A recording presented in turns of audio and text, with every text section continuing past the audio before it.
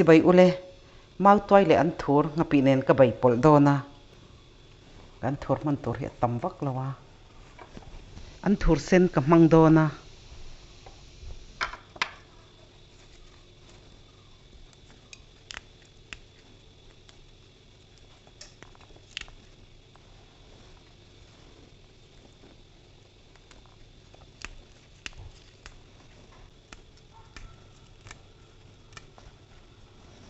mau toy hi kan du te tin kan thliarang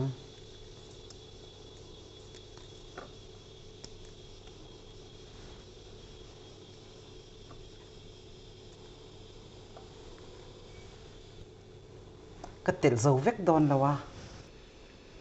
tui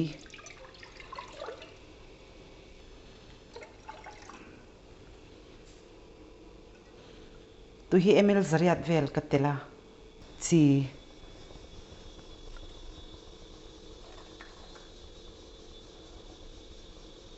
achino tlem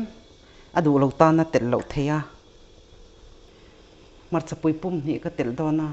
alaya ka zai ka puron sen ngapi tablespoon khat borvel ngapi aya fish sauce kha tel theya ngapi du tan chuanin atui lutuka hetia bai siam hi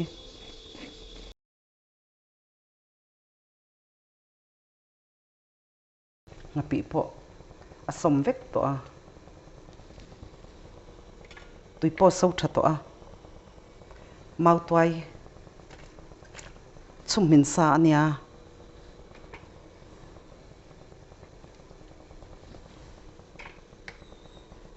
an thur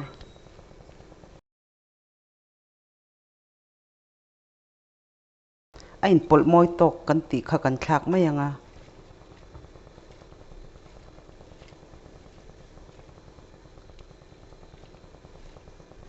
ain rema mau toy le an thur ngapi hetia han siam pol hi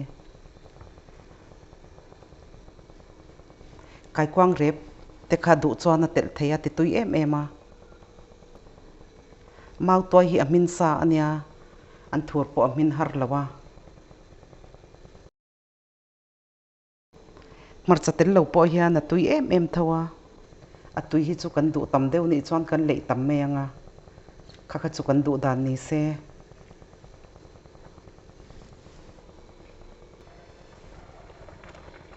an thur le mau toy ka thlak mo hianin minute som don ka chuang to a ron var le so thing den som tablespoon khat borvel ka tela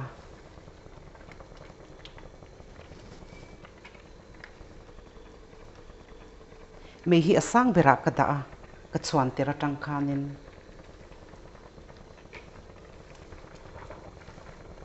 so thing le puron var hi kan chuang min ve dek photang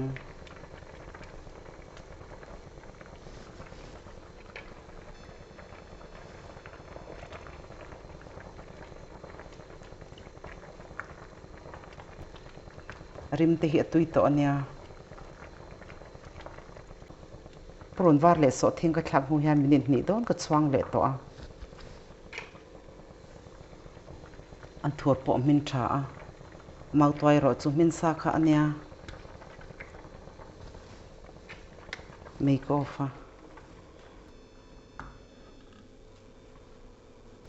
mau toy hi ol samte in ka to dona yang kan duang tiat khan kan thliar veka achino tlem achino chu soitangin du lo tan tel lo theya marcha mui kan du zat kan telang chi tel a chuan mui kher kha ka tel lawa du chuan a chuan mui te po kha tel theya atui kha tlem ka tela a chan chu tel ringot ani kha chuanin a hul deuh hlek dona tam ve deuh kan tel te ni lo chuan atui nen hianin ti teli langin marcha te po kan du zat kan tel theya kan du thak deuh ni kha chuan tel tam mei tur ania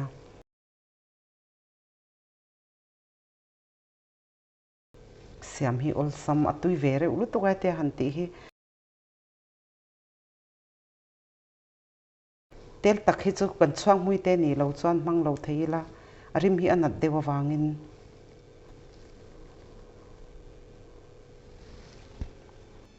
pakhat hi ngapi ne na kan bai kha nia thain ti zong te ni chuan in lo siam ve don nia kachinen min khir saka wangin kalome